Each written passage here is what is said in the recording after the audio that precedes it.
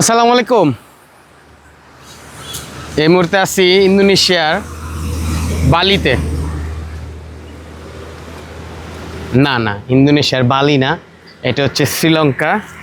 আর same ইন্দোনেশিয়ার যে বালিতে গেছিলাম, বালিতে এরকমভাবে ধান চাষ করে পাহাড়ের নিচে।